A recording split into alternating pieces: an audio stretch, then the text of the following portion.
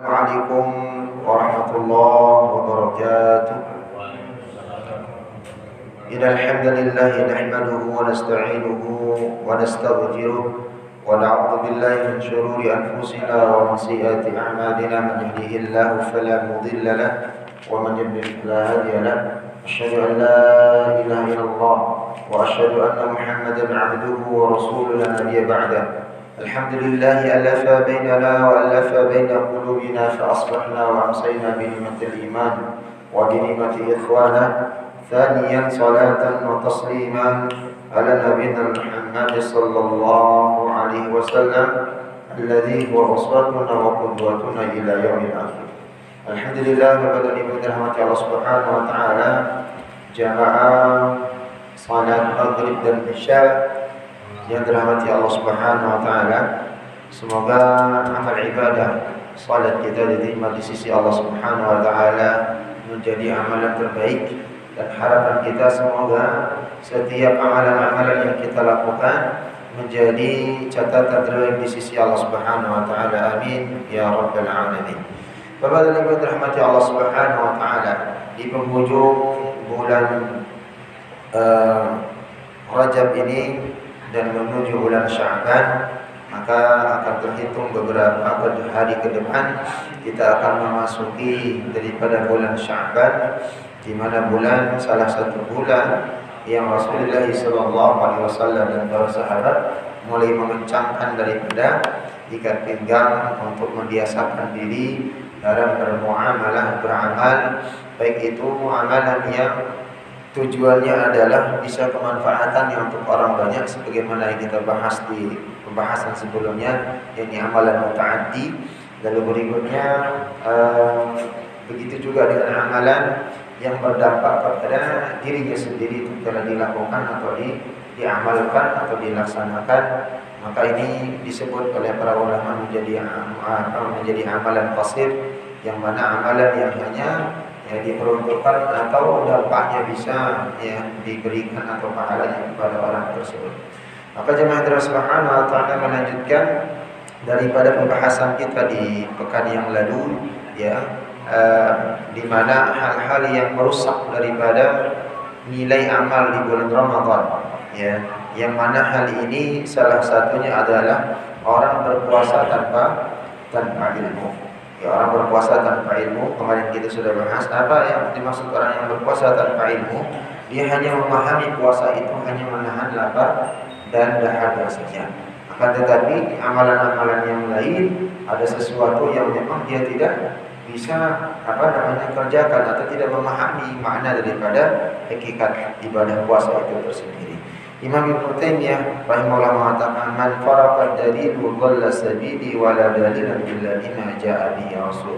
Siapa yang terpisah dari penuntutan jalannya, atau di dalam dia terpisah atau tidak memahami dari apa yang dia kerjakan, maka tentu ia akan tersesat. Atau orang yang beramal tanpa ilmu, sama halnya dia akan beramal tanpa ada tuntunan. Tidak ada penuntut yang terbaik bagi kita selain dengan mengikuti ajaran Rasulullah SAW. Lalu yang kedua, berikutnya masih meneruskan maksiat. Dia berpuasa tapi masih bermaksiat, masih melakukan amalan-amalan yang memang yang dia lakukan di luar bulan Ramadan.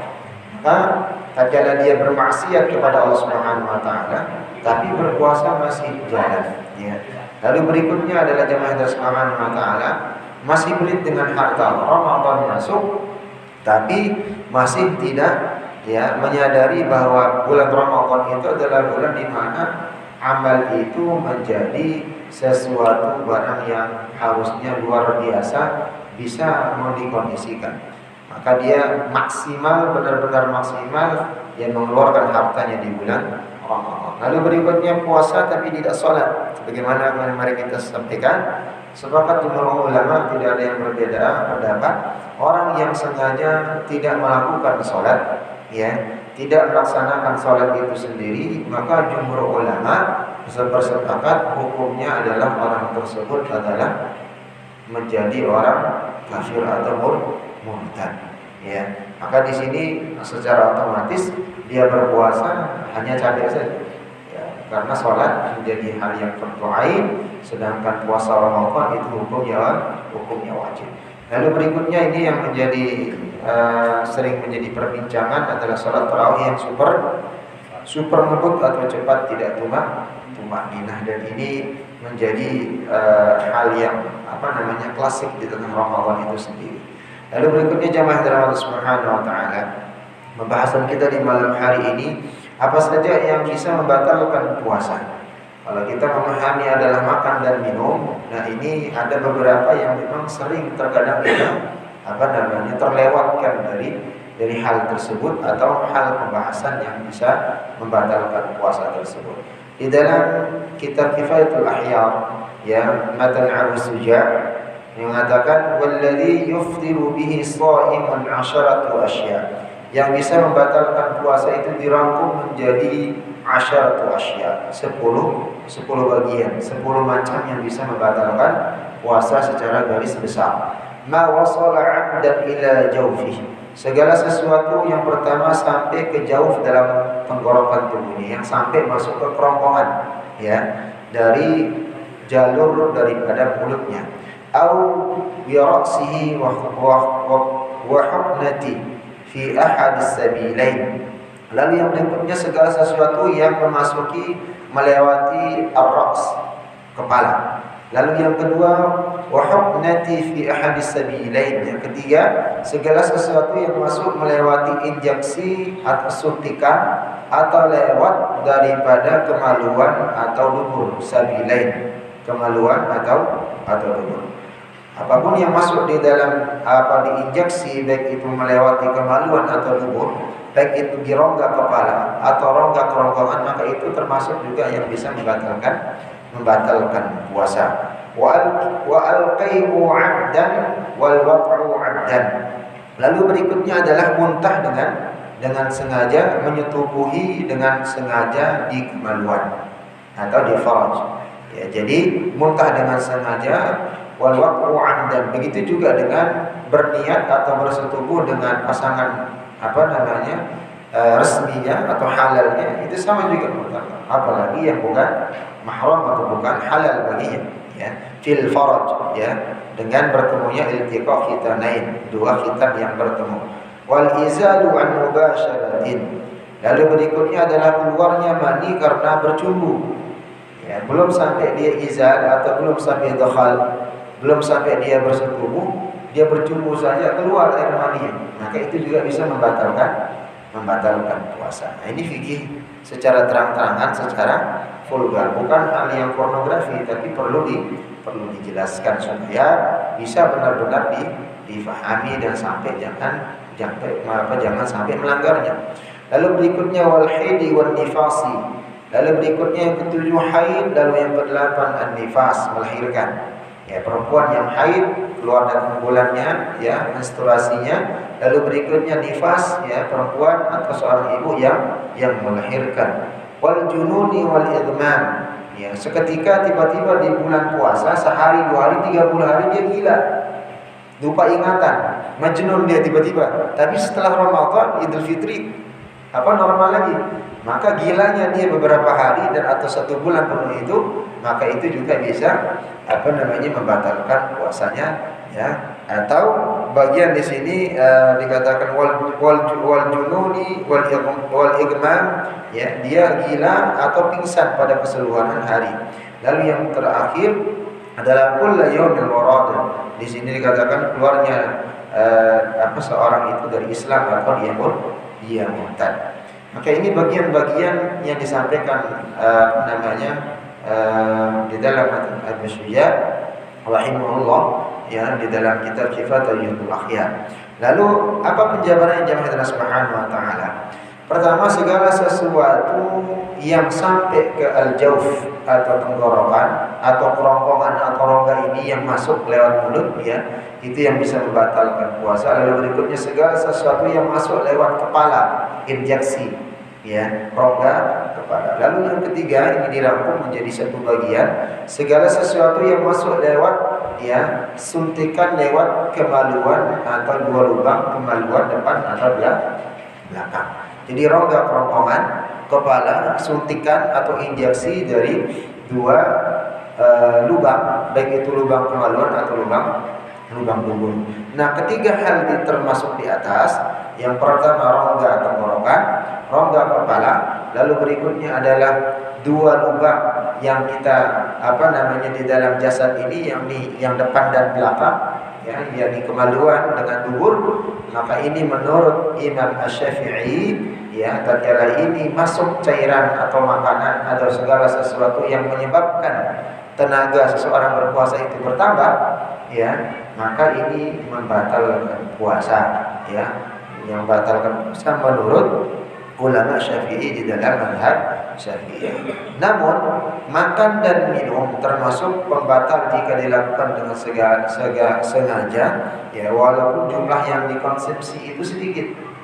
Ya, kalau dia sengaja walaupun secuil ukurannya atau setetes ukurannya dengan sengaja, atau setitik atau cuma berapa mili, ya, atau mikron dia makan sengaja, maka itu yang bisa membatalkan puasa. Tapi malah sebaliknya, walaupun yang dia makan banyak, dia minum 1 liter, ya, makan misalnya 3 piring tapi lupa, ya. Kira-kira bisa nggak orang makan 3 piring nambah lagi sepiring gitu, ya? Dia lupa puasa, ya.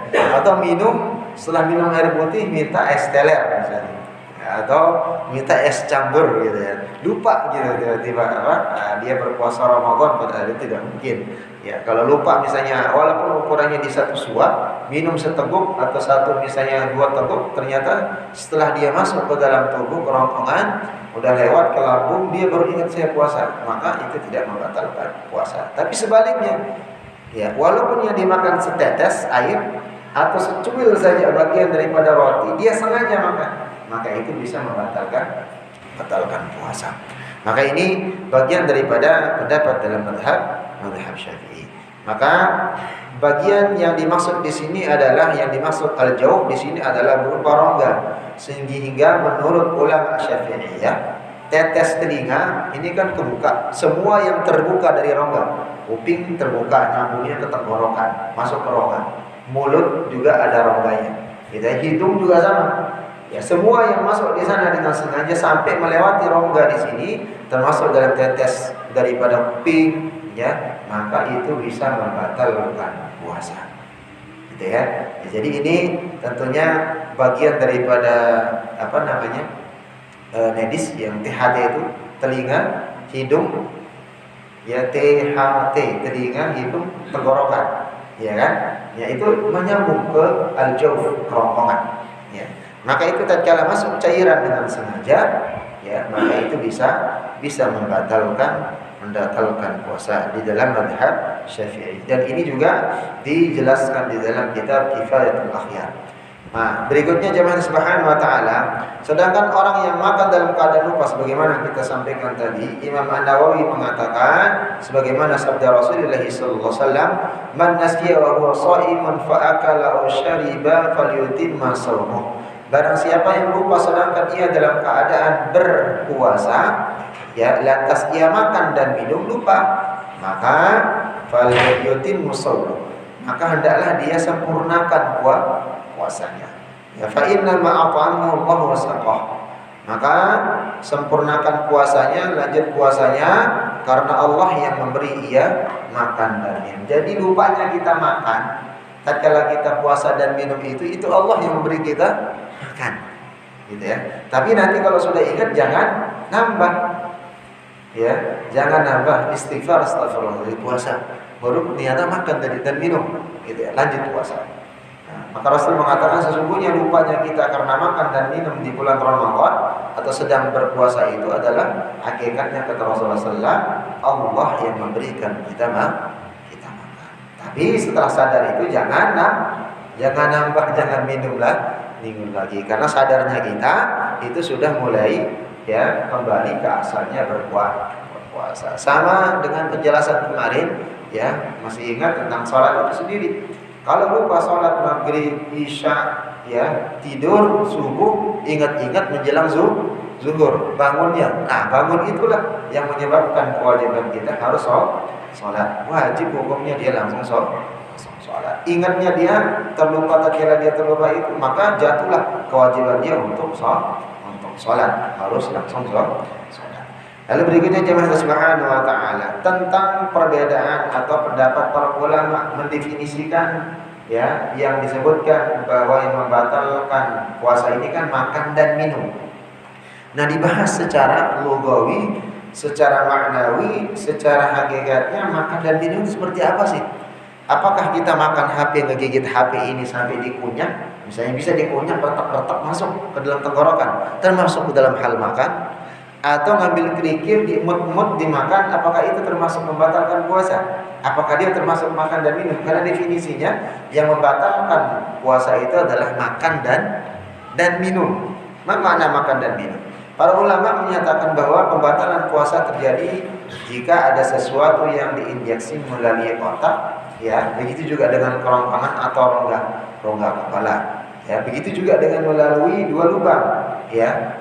Lubang daripada yang keluarnya kotoran berupa cairan, dan lubang yang berupa kotoran yang berbentuk daripada zat padatan. Maka ya seluruh saluran yang tersambung dengan saluran pada organ dalam perut ini ya, ini sebenarnya lemah pendapatnya. Ya, jadi lemah pendapatnya karena ternyata secara medis ya ini tidak berhubungan langsung ke lambung. Gitu ya. Jadi makan dan minum itu tentunya masuk ke dalam lambung, diolah ke dalam lambung. Nah, sedangkan rongga kepala begitu juga dengan lubang yang depan, ya ini zakar dengan dubur itu tidak berhubungan langsung dengan lambung. Maka yang dikatakan al-jauf di sini ya adalah organ dalam perut saja, dan ada yang menganggap bahwa al-jauf bukan hanya organ dalam perut saja.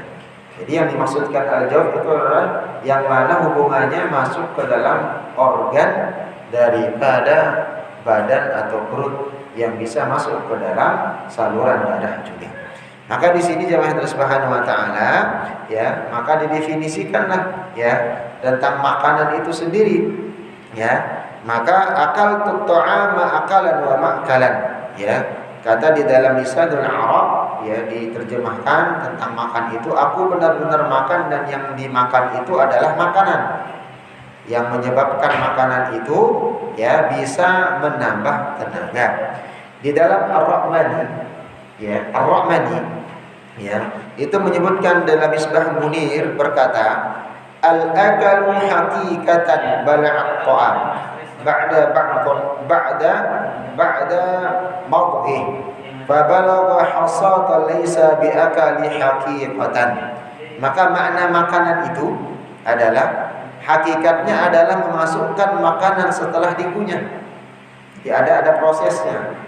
Ya, jadi dimakan, kalau dimut-mut aja apakah termasuk makan? Oh, bukan, dalam makna bahasa Arabnya, di dalam secara lugawinya. Oh, ternyata makan itu adalah setelah dia masuk ke dalam mulut baru dikunyah. Setelah dikunyah dia lembut baru ditelan. Nah, itulah definisi dari memakan atau makan. Maka akalu haqiqatan balaghat ta'ama ba'da marghih. Makan hakikatnya adalah memasukkan makanan setelah dikunyah. Jika yang dimasukkan adalah batu, fabalagha asata laisa biakali haqiqatan. Apabila dia masukkan batu ke dalam mulutnya, ya, maka itu sebenarnya tidak disebut dengan makan. Ya, karena batu nggak bisa dikunyah. Ya, dia masukkan batu saja, belum dia kunyah, belum masuk ke dalam tenggorokan, maka itu bukan termasuk dikategorikan sebagai makan. Maka di dalam mufrad juga sama. Al-akalu nanawalul mat'am. Makan adalah mencerna makanan. Nah, ini lanjutannya tadi. Ya, jadi makan itu bukan hanya sekedar memasukkan sesuatu barang ke dalam mulut lalu dikunyah saja, tapi ternyata setelah dikunyah ditelan dan dicerna.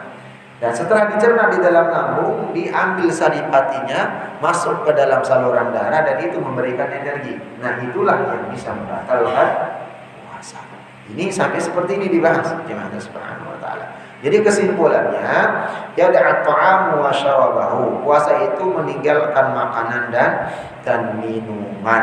Berarti secara lugah, secara bahasa definisikan oleh para ulama, ya tentang makan itu adalah memasukkan sesuatu barang yang bisa dimakan atau dicerna oleh badan kita, dikunyah, ditelan, diproses di dalam lambung atau di dalam perut dan diambil saripatinya masuk ke dalam saluran darah. Ya, maka ini yang bisa membatalkan puasa secara definisi yang dikatakan adalah makan dan minum tersebut. Ya. Nah, akan tetapi kalau termasuk dalam pada infus, ya, contohnya infus nih. Infus itu fungsinya apa? Mengganti asupan makanan yang kita punya. Isinya apa? Vitamin, isinya saripati dan seterusnya. Maka itu juga sama, dia sudah masuk ke dalam saluran darah dan itu bisa membatalkan daripada puasa itu sendiri. Maka ini jemaah dirahmati Allah Subhanahu wa taala yang perlu kita bedakan.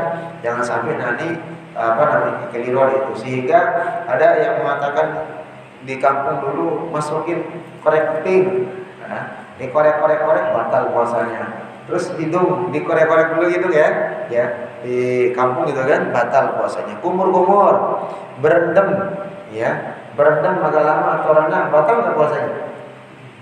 Batal nggak? Ya. Tapi kalau dia kentut di dalam kolam renang, gimana hukum puasanya? Batal nggak? Kentut, keluar angin kan? Tapi setelah keluar angin itu ternyata masuk air. Kalau dia masuk air setelah kentut itu, maka termasuk dalam tadi, masuk sesuatu dalam dua rongga, lubang, baik itu lubang bagian depan ataupun belakang, bisa membatalkan puasa. Gitu ya, bisa membatalkan puasa. Ini kentut di dalam kolam, kalau kentut di luar kolam ya enggak. Ya, tapi kalau kentutnya itu misalnya di luar kolam, tidak sampai menyerap airnya, ya, maka itu tidak membatalkan puasa. Nah, ini kehati-hatian di dalam mazhab Syafi'i. Ya. Jadi orang renang hati-hati, ya. Sama dengan konteksnya sampai dibahas, ya. Kalau orang renang itu pipis di kolam renang yang airnya tidak mengalir, maka itu bisa menjadi hukumnya makruh dan bisa menjadi haram karena merugikan orang lain. Berbeda tatkala bapak renang di sungai, airnya mengalir, ya, terus kencing di sana tidak jadi masalah. Ya, karena kan ada orang yang kita renang, ya, di kolam renang nggak mau ke kamar mandi, kencing begitu saja. Ya. Gimana hukum airnya jadi? Najis nggak? Ya, bapak renang ke air yang najis. Kira-kira misalnya yang renang 200 orang, ternyata yang kencing 20 orang. Dari 100 orang itu atau 200 orang itu satu kali renang di sana karena dia malas misalnya, ya udah kencing di sini saja, kita nggak tahu siapa yang kencing. Maka di sini hati-hati, ya, terus kita enak saja renang, masuk kepala atau kadang ngirup di kumur-kumur di sana ya masuk mulutnya renang, gitu, nggak nyadar gitu ya. Maka kadang kan kalau kolam renang yang bagus, yang sudah sesuai dengan standar, dilarang, ya, kencing di dalam kolam. Kan ada warning, dilarang kencing di dalam kolam renang. Ya, ada warningnya tuh kalau yang bagus. Tapi kalau mengindahkan itu santai saja, gitu ya. Padahal di sana cuma filter saja yang muter. Ya. Jadi kalau dia tidak mengalir, ini kehati-hatian di sini. Ya. Lalu berikutnya, jemaah yang dirahmati Allah Subhanahu wa taala, yang bisa membatalkan puasa, ya, setelah tadi, ya, makan dan minum, memasukkan makanan secara sengaja dan seterusnya, lalu masuknya cairan ke rongga kepala, begitu juga dengan ke dalam lubang, baik itu injeksi suntik, ya, itu di kemaluan, baik itu depan ataupun di lubang dubur. Lalu berikutnya adalah muntah dengan sengaja. Muntah dengan sengaja. An Abi Hurairah radhiyallahu anhu qala Rasulullah sallallahu alaihi wasallam, man zara'ahu qai'un wa huwa sha'imun. Barang siapa yang muntah atau menguasai muntahnya tidak sengaja, ya, wa huwa sha'imun, sedangkan dia dalam keadaan berpuasa, falaisa alaihi qada'un, maka dia tidak wajib atau tidak harus mengganti puasanya. Wa in istaqa'u falyaqdi, dan barang siapa muntah dengan sengaja, maka wajib hukumnya mengqadha, mengganti puasanya. Yang dimaksud dengan muntah tidak sengaja atau dia tidak menguasai daripada badannya, karena badannya bereaksi atau menuntut dia untuk muntah.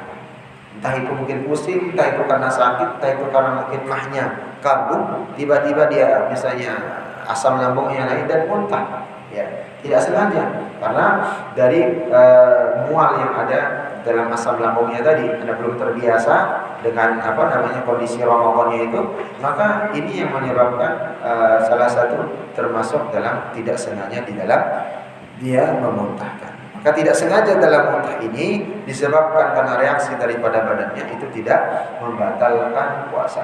Tapi kalau dia sengaja muntah, contoh sengaja muntahnya gimana?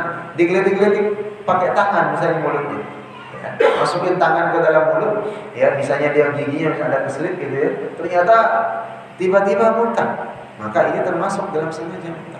Atau disengaja-sengajakan, ya, begitu langsung keluar, ya, maka ini bisa juga disebut dalam sengaja muntah dan bisa membatalkan puasanya. Maka ini bagian daripada hadis Rasulullah SAW ya, yang mengatakan bahwa orang siapa yang muntah ya tidak sengaja sedangkan dia dalam keadaan berpuasa, maka tidak ada qadha baginya atau mengganti puasanya. Akan tetapi sebaliknya, kalau dia sengaja muntah ya, atau dibuat-buat muntahnya dan lalu dia muntah keluar, entah itu cairan, bukan hanya makanan saja, apalagi kalau makanan yang dia bekas sahur sahurnya, maka di sana misalnya sahurnya keluar ayam, keluar ikan, keluar buah gitu kan, ya maka itu membatalkan puasa. Lalu berikutnya Allah Subhanahu wa taala ya bersetubuh dengan sengaja dengan pasangannya, atau dia bersenggama di siang hari, atau dari ba'da waktu subuh atau waktu masuk daripada puasa itu sendiri, hari itu sampai dengan menjelang berbuka, belum waktunya berbuka, maka ini membatalkan daripada puasanya. Hal ini dijelaskan ya, begitu juga dengan jelas ya, yang dimaksud di sini adalah memasukkan daripada ujung ya. Nah, mohon maaf, ini kita bahas secara rinci ya. Jadi kalau di zakar itu ya, faradnya laki-laki ada ujung kepala, tengah sama bagian belakang. Ini bukan masuk semuanya atau setengahnya, hanya ujung bagian atasnya saja itu masuk, maka itu sudah termasuk bersenggama dan membatalkan puasanya. Ya, baru nyentuh saja Pak, ya itu sudah termasuk daripada membatalkan puasa. Ini kehati-hatian ya. Lalu berikutnya dikatakan di sini dengan sengaja, maka pilihan sendiri dalam keadaan tahu akan haramnya hal tersebut.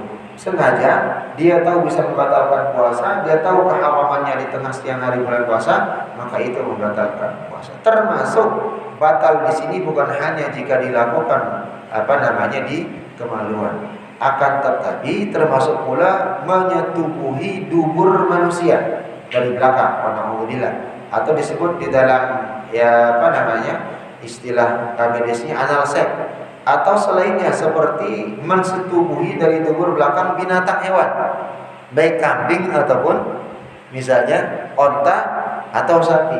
Batal tak puasanya? Batal walaupun bukan manusia. Gitu ya. Nah, ini disebutkan di dalam Syarah Al-Bajuri, begitu juga dengan beberapa kitab-kitab fikih yang lainnya yang dikenal di dalam istilah medis, yakni orang yang punya penyakit seperti itu adalah zoofilia. Zoofilia ini adalah orang yang puncak nafsunya tinggi, ya, pelampiasannya bisa ke binatang, ya, itu disebut zoofilia. Maka di sini kehati-hatian juga kita kepada anak-anak kita, ya, hati-hati ya, dalam konteksnya bahwa dalam setiap kita bermuamalah atau berinteraksi dengan manusia ada orang-orang seperti ini, dan itu juga disemuakan oleh Rasulullah SAW. Bahkan jauh sebelum baginda Rasulullah SAW diutus sebagai Nabi dan Rasul, apa kaum yang dihancurkan Allah Subhanahu Wa Taala yang ditiban atau dikubur dengan hidup-hidup, dihancurkan kaum kaum Sodom. Ya, umatnya Nabi siapa? Nabi Lut alaihi salam. Ya, pesuka sesama jenisnya. Maka ini sudah ada dari sebelum baginda Rasulullah SAW itu sebagai nabi, dan itu dijelaskan Rasulullah SAW di dalam dalil, ya, bahwa Allah Subhanahu wa taala berfirman dalam surat Al-Baqarah 187, A'udzubillahi minasyaitonir rajim.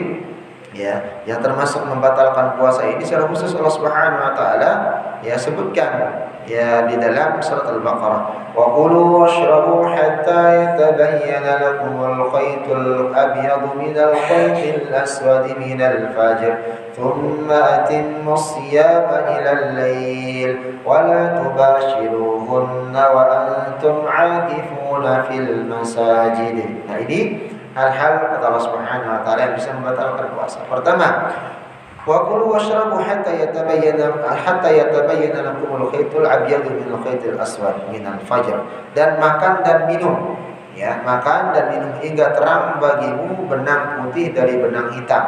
Berarti makan dan minum itu sudah dilarang tatkala sudah kelihatan benang benang putih dari benang hitam tersebut. Ini sudah masuk waktu mulai fajar, yaitu waktu fajar kata Allah Subhanahu wa taala.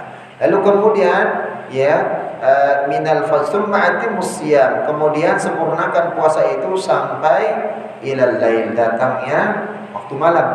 Wala tubashiruhunna wa antum aakifuna fil masajid. Dan jangan sekali-kali ya kamu mencampuri mereka. Hunna itu kembali kepada istri-istri kalian. Ya. Wa antum aakifuna fil masajid. Sedangkan kamu dalam kondisi juga beriktikaf. Jadi ini Pak, di bulan Ramadan kalau sudah niat iktikaf 10 hari, ya sudah iktikaf niat 10 hari, yakin 10 hari terus malam-malam ganjil saja, itu tidak boleh nanti pulang sahur ke rumah langsung bersetubuh dengan istri. Dilarang oleh Allah Subhanahu wa taala. Ya, wala tubashiruhunna wa antum aakifuna fil masajid. Dan jangan kalian ya berhubungan dengan istri kalian, bercampur sedangkan kalian itu sudah berniat iktikaf. Berniat iktikaf. Maka orang yang beriktikaf itu sudah mengkhususkan dirinya kepada Allah Subhanahu wa taala. Tidak lagi kait-kaitannya langsung ya kangen-kangen sama yang di rumah. Maka tidak jarang orang seperti apa? Pisah dari istrinya 10 hari, 10 malam, bawa bantal, bawa guling, bawa perbekalan, udah diem gitu saja. Ya. Jadi jangan tidak pulang lagi. Tapi kalau ngantor ya tadi iktikafnya keluar masuk malam di iktikaf beribadah, ya pada subuh sudah keluar kantor, ya nanti berbuka di rumah, masuk lagi ke dalam masjid iktikaf lagi, tidak apa-apa. Maka berikutnya adalah keluar mani karena berjumbu. Mani yang keluar karena berjumbu, bukan idkhal, bukan dia berhubungan, bukan dia jima dengan istrinya. Ini juga bisa membatalkan puasa. Lalu berikutnya jemaah Subhanahu wa taala adalah wanita yang haid dan nifas. Ya. Laisa idza hadat lam tusalli wa lam tasum. Bukanlah wanita jika haid tidak salat dan tidak berpuasa. Ya, jadi dua, wanita haid dengan nifas melahirkan itu ya boleh dia yang fardu ain, yang ain ini bisa ditinggalkan. Pertama puasa, lalu yang kedua salat. Ya. Justru kalau dia salat dilarang. Ya, sedangkan kalau dalam kondisi dia tidak haid dengan nifas wajib aini salat. Tapi kalau dia dalam kondisi haid dengan nifas tidak boleh salat. Ya, tidak boleh sama sekali salat. Maka salat tidak boleh, sama juga dengan berpuasa tidak boleh. Maka berpuasa dia tidak boleh, iktikaf pun dia tidak boleh.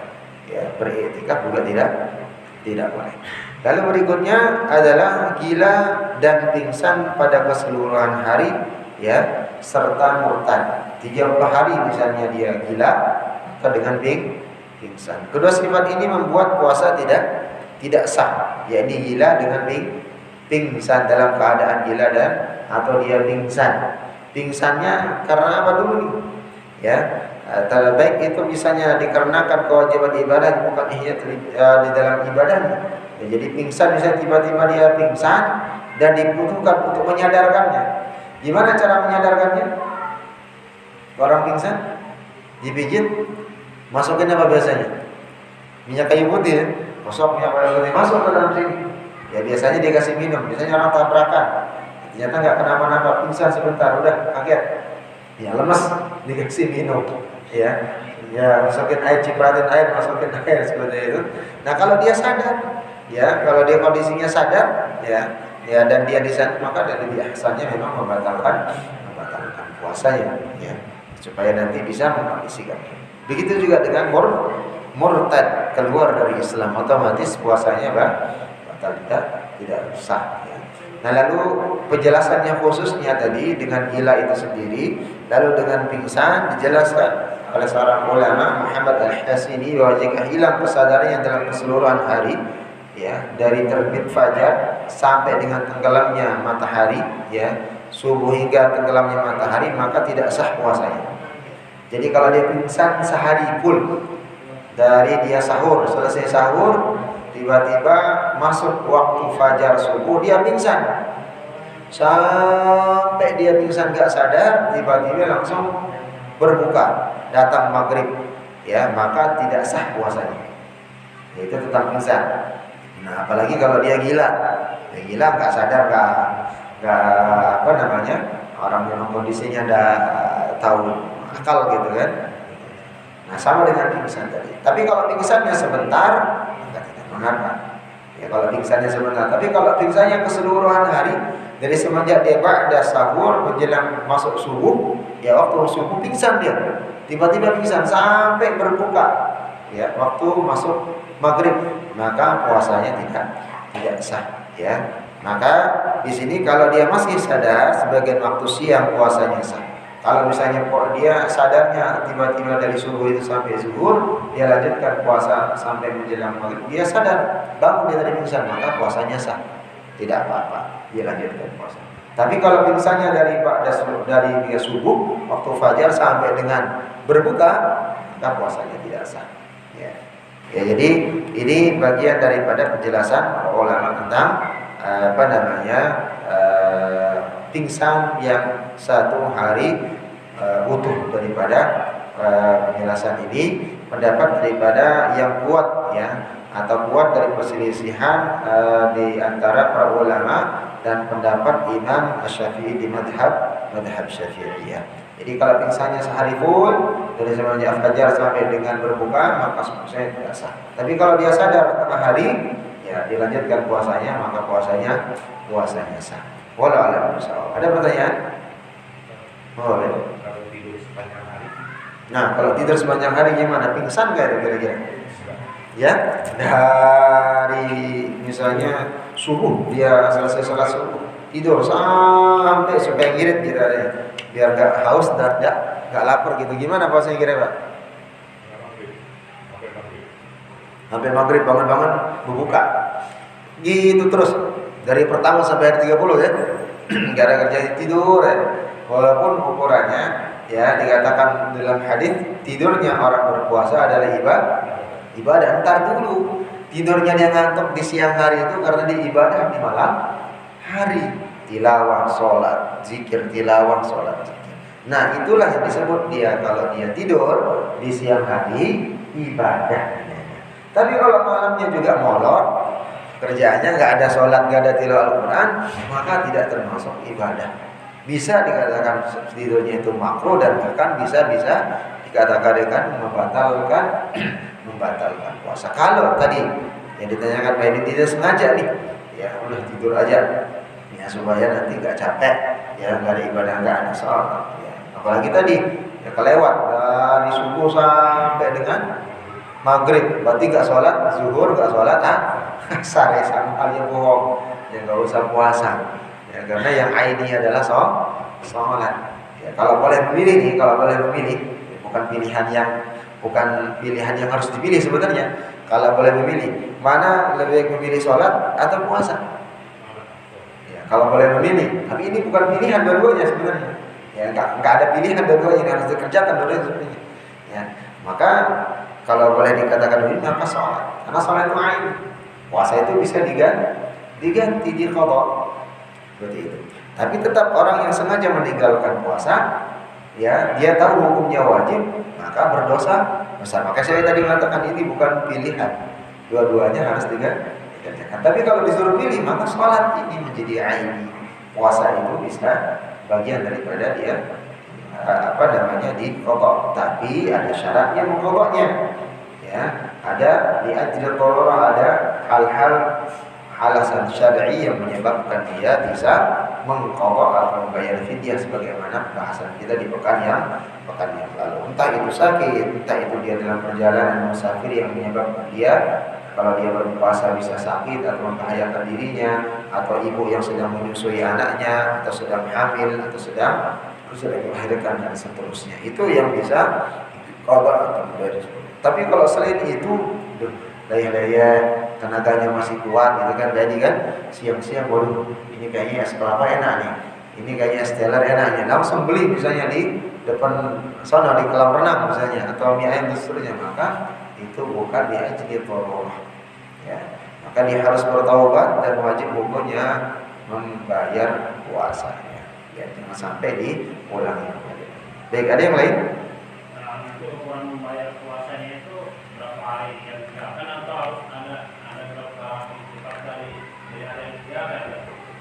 Baik, tentang orang yang sengaja membatalkan puasa tanpa ada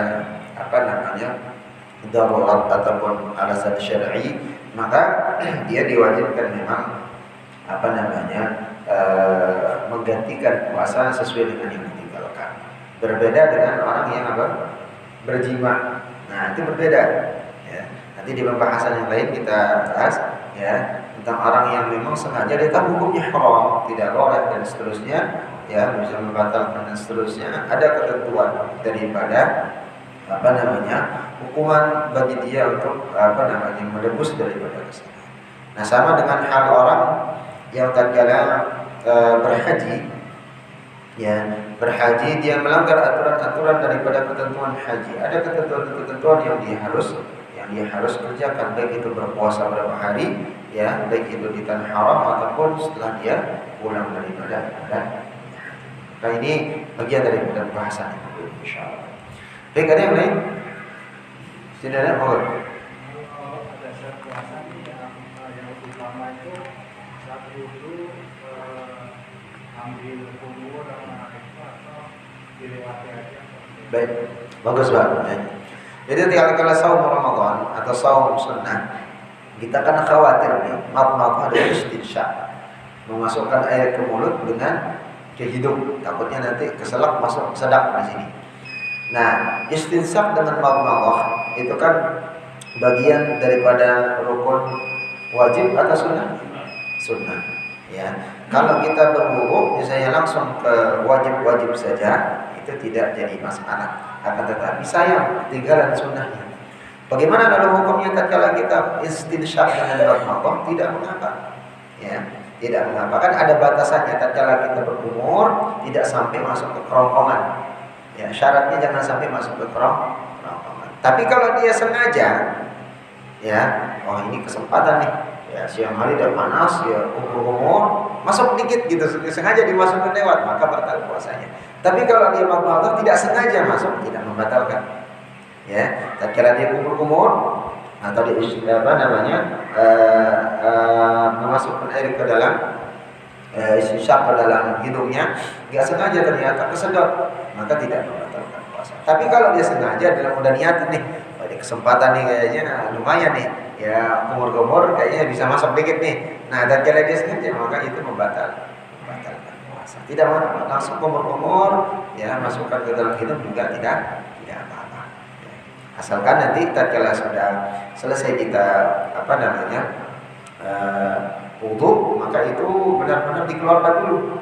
Ya, dibersihkan dulu keluar dengan meludah ke tempat wudu, ya dibersihkan. Kalau kita sudah yakin itu sudah air tidak ada di dalam kerongkongan, maka itu tidak mengapa. Lalu pertanyaannya, air liur kenapa tidak membatalkan puasa? Kita kan setiap puasa telan puasa. Tapi orang di kampung sampai dia bikin tempat ludahan supaya tidak meludah, tidak menelan air ludahnya, dikeluarin. Ada yang di kampung seperti itu, sampai penatiknya seperti itu. Kenapa di sini air liur tidak termasuk membatalkan puasa?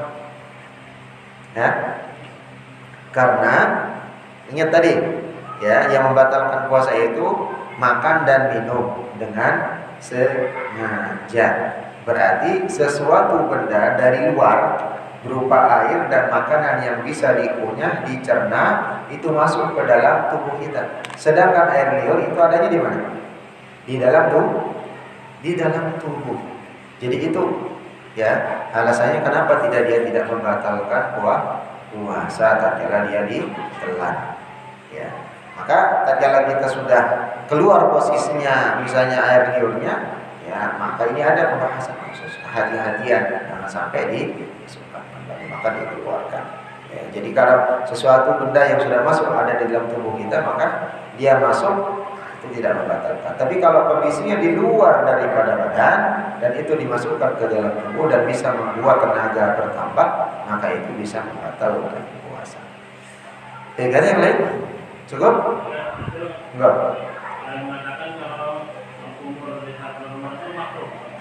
Ya, ada yang mengatakan seperti itu, tapi ini adalah konteksnya adalah untuk berwudu, bukan berkumur-kumur biasa.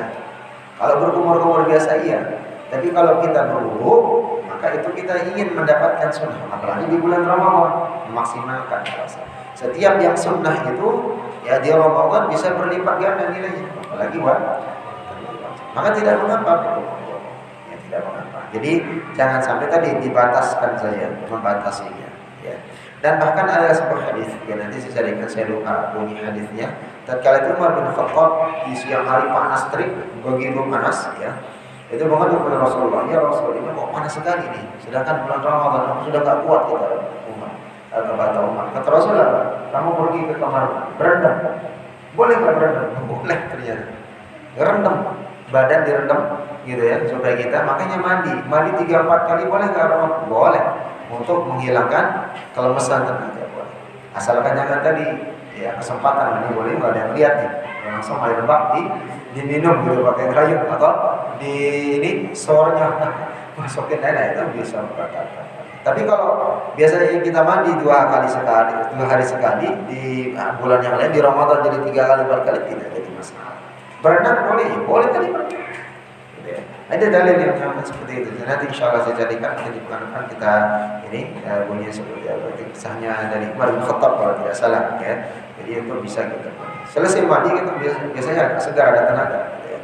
Tapi tidak sampai masuk karena dia bukan masuk ke dalam Ramadan. Wallahu a'lam. Baik, kita cukupkan. Mudah-mudahan Allah Subhanahu wa taala memberikan kemudahan dari setiap ibadah yang kita lakukan, menyempurnakan ibadah-ibadah yang sudah kita lakukan baik itu menjelang Ramadan ataupun nantinya. Amin ya rabbal alamin. Akhirul kalam, kita cukupkan dengan sama-sama doa majelis. Subhanakallahumma wa bihamdik, asyhadu an la ilaha illa anta, astaghfiruka wa atubu ilaik. Assalamualaikum warahmatullahi wabarakatuh.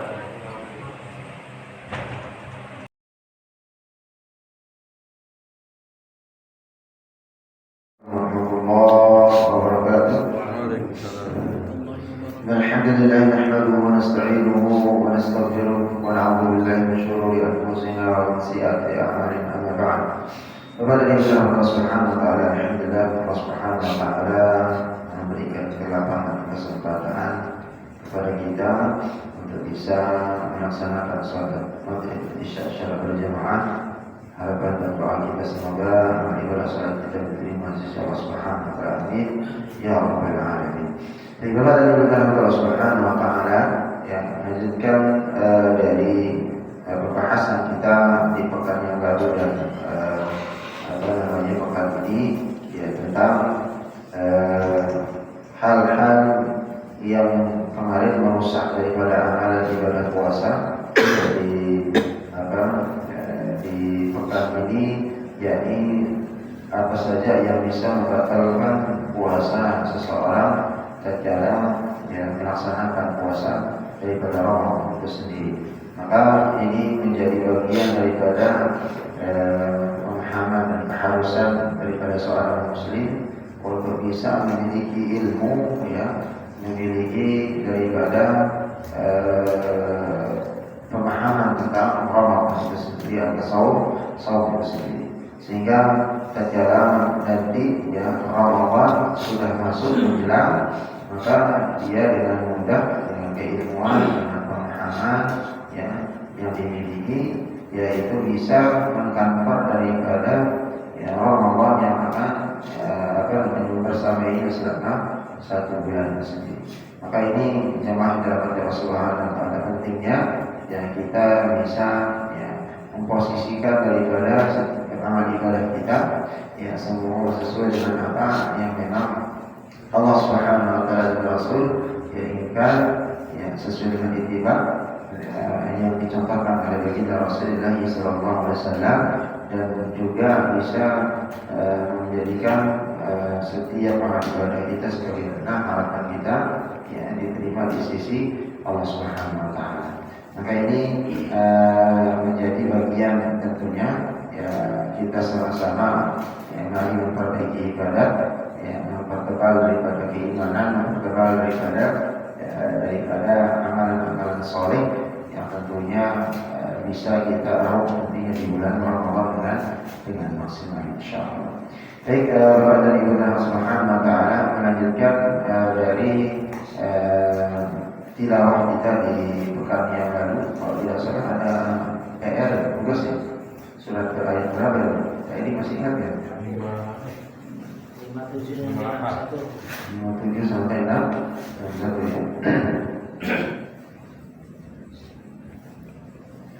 ya. Di surat Al-Baqarah 57 sampai dengan 61. Baik, sekarang itu ya. Wa idhulna dhulul hadhil qaryah. Sehingga dipotong-potong di mana nanti bisa kita review kembali. Baik, kita review dulu sama-sama dari Ta'awud dan Al-Basanah membaca ya di halaman 18 ya. Halaman 9. Halaman 9 itu di ayat 57 sampai 61. Baik, kita mulai dari Ta'awud sama-sama. Kita mulai isti'adzah dengan Al-Basmalah sama-sama. A'udzu billahi minasy syaithanir rajim. Bismillahirrahmanirrahim.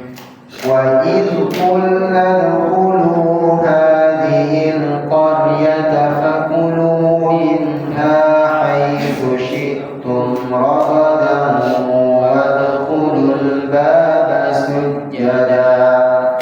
wadkhulul baba sujjadan wa qulu hiqqatun naghfir lakum khatayakum wa sanazidul muhsinin. Fabaddala alladhina zalamu qawlan ghayra alladhi qila lahum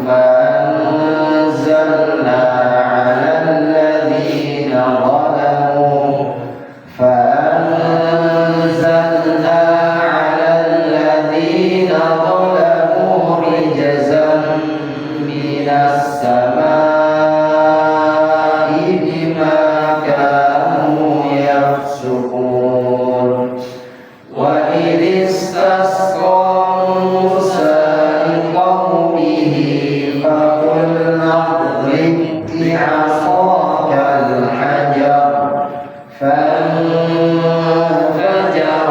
منه 12 عينا قد علم كل أناس مشربهم كلوا واشربوا من رزق الله ولا تعثوا في الأرض مفسدين.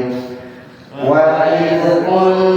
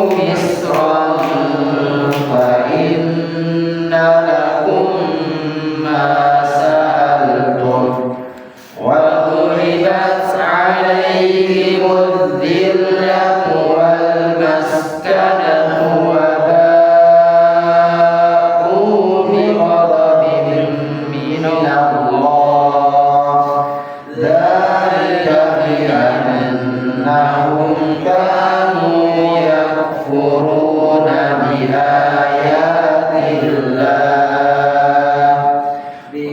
Nah, mulai dari mana ini? Nah, langsung boleh. Wa yaqtuluna an-nabiyina bighairil haqq. Dzalika bima 'asaw wa kanu ya'tadun. Ya, kita mulai dari bab sampai ke siapa? Nah, itu berapa tahun dulu dari tahun dan lepas yang lain dengarkan dulu dari ayat 57 ya. 58 dari ayat 1 2 3. A'udzu billahi minasy syaithanir rajim. Bismillahirrahmanirrahim. Wa idh qulna udkhulu hadhil qaryata fakulu minha haitsu syi'tum ragadan wadkhulul baba sujjadan. Mana? Angkatnya tadi di mana? Nah, sujadah ayat itu murawadah dari sujadah masih nyampe. Nah, kalau nggak nyampe dari ayat itu murawadah nanti ulangnya dari 40 minha. Ya, sekali lagi wa idh qulna dkhulu hadhil qaryata fakulu minha haitsu syi'tum ragadan fakulu minha haitsu syi'tum ragadan wadkhulul baba sujadan wa qulu hitatun naghfir lakum khataya. Nah, ini kan harusnya kalau memang nggak nyampe, wakafnya lagi di sujadah, baru mulai di wadkhulul baba sujadah. Diulang dari wadkhulu baba sujadah wa qulu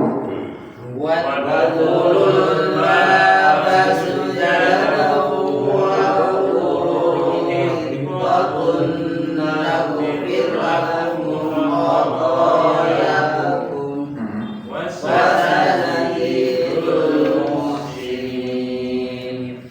Fabaddala alladhina zalamu qawlan ghayra alladhi qila lahum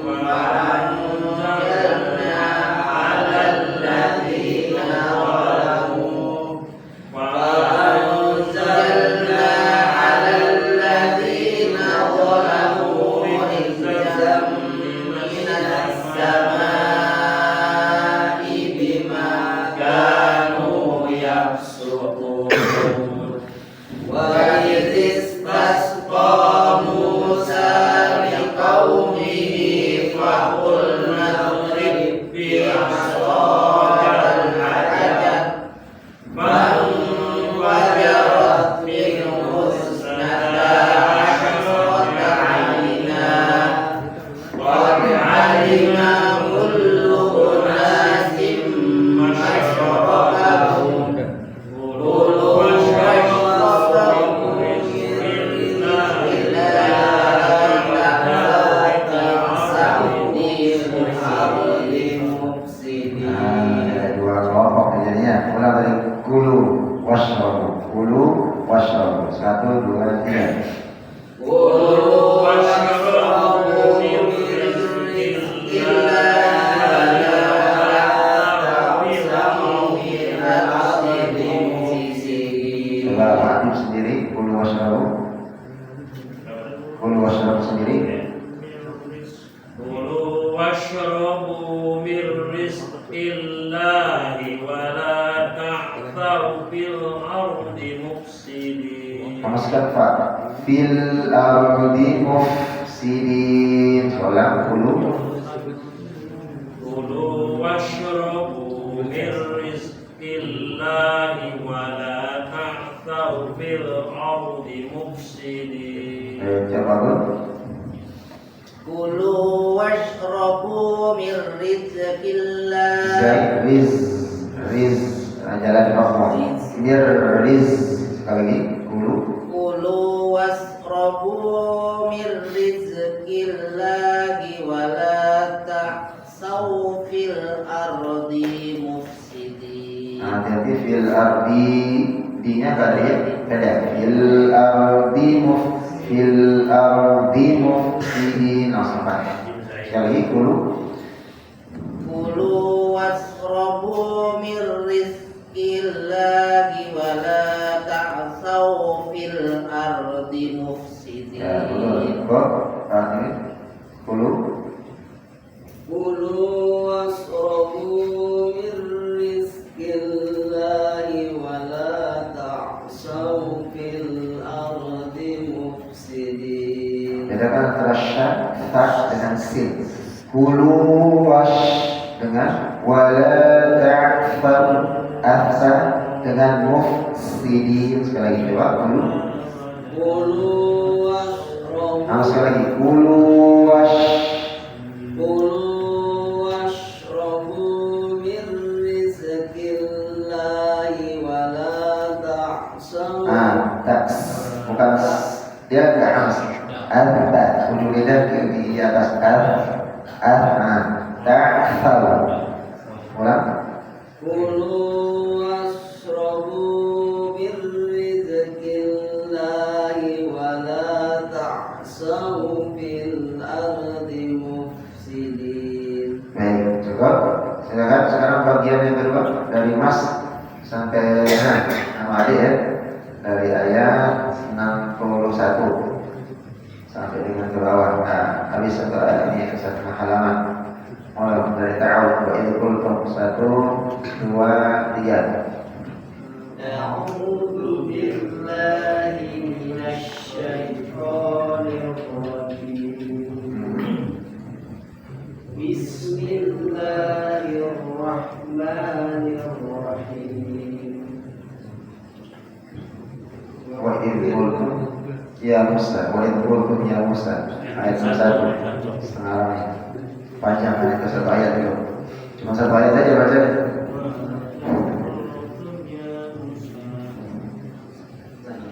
Sudah ketemu? Masa nggak ketemu tadi ya? Nah, wa idh qultum ya Musa lan nasbiru ala. Baik, 1 2 3.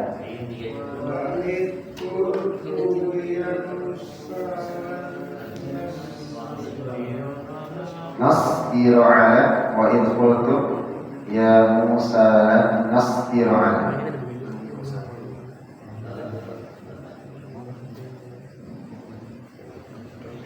Masih belum ketemu?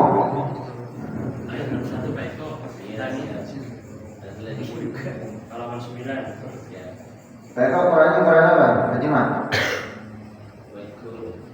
Qurannya terjemah kan? Enggak, bukan ya? Iya. Kalau terjemah jangan kalau terjemah. Enggak ketemu kalau terjemah. Sudah ketemu? Saya bilang tadi tahu. 2 istiadah 1 2 3.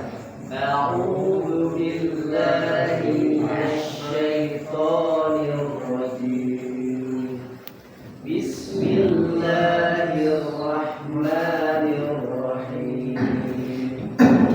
Wa idh qultum ya Musa lan nasbir 'ala ta'amin wahidin fad'u lana rabbaka. Rokoknya di rombak. Terus dari fad'u lana rabbaka yukhrij lana mimma tunbitul ardu mimma baqliha wa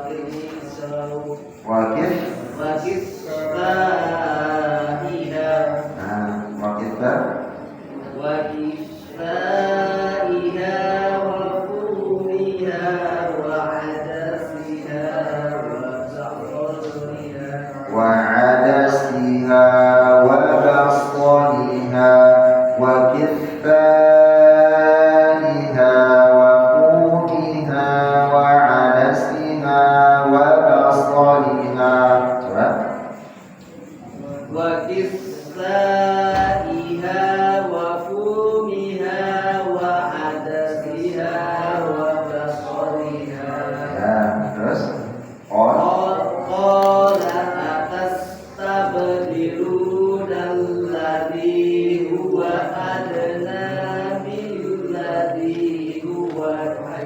Khair, mana yang panjang khair.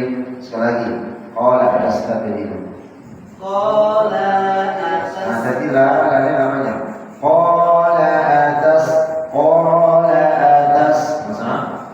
Qala atastabdiluna alladhi huwa adna billadhi huwa khair. Ya, bagus.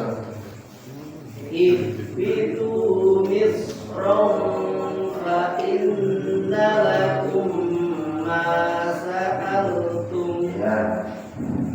wa duribat alaihimul Mas. Wa duribat alaihimul dhillatu wal maskanatu wa Bilang wa duribat alaihimul dhillatu wal maskanatu wa ba'u bi ghadabin min Allah. Nah, banyak berapa harakat? 5 harakat. Wa duribat alaihimul dhillatu wal maskanatu wa ba'u bi ghadabin min Allah. Bilang wa duribat Wa duribat alaihimul dhillatu wal maskanatu wa ba'u bi ghadabin min Allah. ya, terus Dzalika bi annahum kanu yakfuruna bi ayatillah wa yaqtuluna an-nabiyyina bi ghairi Ina tak panjang. Nah, hati-hati. Sekali lagi. wa yaqtuluna an-nabiyyina bi ghairi Bighairilah atau bighairil haq? Bighairil haq. Ya, hati-hati. Sekali lagi. Wa yaqtuluna an-nabiyyin wa yaqtuluna an-nabiyyina bi ghairi haqq. Nah, di depannya itu ada ya kan? Ada ya, kayak kuning gitu, kecil. Nah, itu ya itu panjang. Bacanya wa yaqtuluna nabiyyina bi ghairil haqq. Coba. Wa yaqtulun Sekali lagi. wa yaqtuluna an-nabiyyina bi ghairi haqq. Dzalika bima 'asaw wa kanu ya'tadun. Baik, sekarang bagian yang berikutnya ketiga, 4 orang. Ini anak muda semua nih. Jadi sendirian yang senior. Ulang dari ayat 58. Dari ta'awud dan al-basmalah. Dari atas lagi. Tadi yang pertama. Dari ta'awud dan al-basmalah. 1, 2, 3. A'udzu billahi minasy syaithanir rajim. Sekali lagi, kecil banget suaranya. Ini 3 orang yang gede-gede. Ayo, badannya gede-gede semua lagi. Nah, 1, 2, 3. A'udzu billahi minasy syaithanir rajim. Bismillahirrahmanirrahim. Wa idh qulna dkhulu hadhil qaryata fakulu minha haitsu syi'tum ragadan. Nah, qafnya. Di mana berarti? Rogoda. Terus ulang dari Fakulu. Fakulu minha haitsu syi'tum ragadan wa dakhulul baba sujjadan wa dakhulul baba سجدا وقولوا حطة نغفر لكم خطاياكم وسنزيد المحسنين وسنزيد المحسنين وسنزيد المحسنين فبدل الذين ظلموا قولا غير الذي قيل لهم فأنزلنا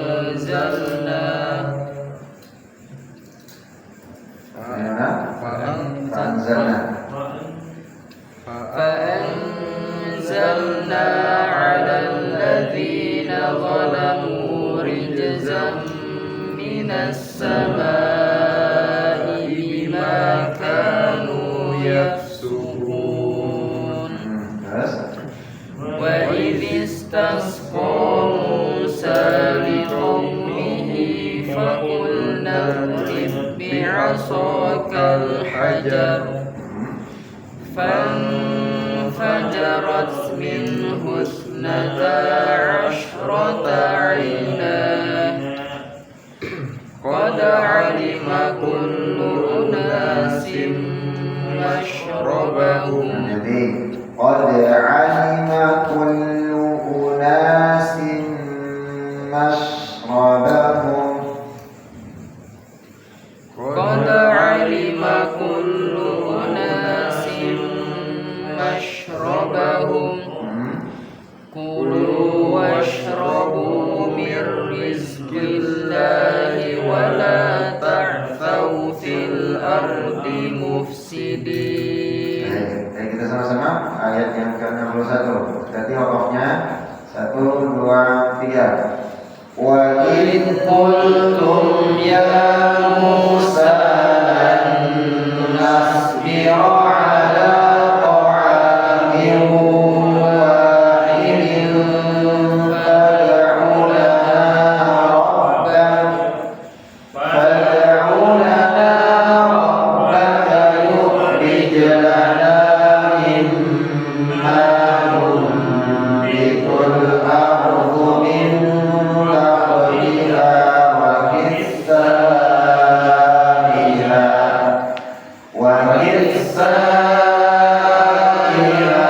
wa fumiha wa adasiha wa basaliha.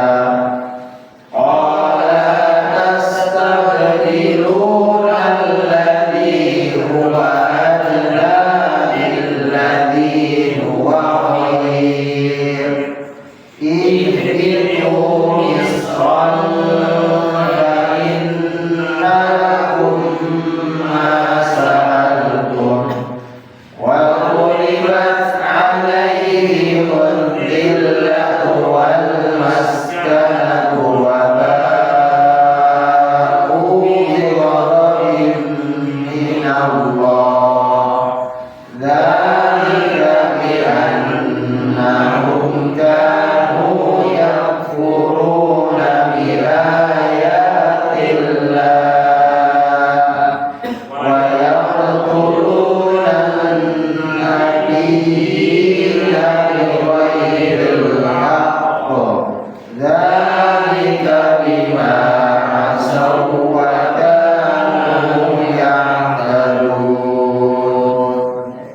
Baik, nanti silakan dilihat di 72 ya sampai dengan 72 ya 62 sampai dengan 69. Silakan dilihat di rumah. Coba ambil macam-macam di mana wakafnya ya berhentinya, kalau mulainya dari mana, nanti di pekan depan kita sekalian insyaallah sambil melihat kondisi wakaf nanti di mana dan seterusnya insyaallah. Baik, sampai di sini ada yang ditanyakan? 62 sampai 69 Ya, 62 sampai dengan 69.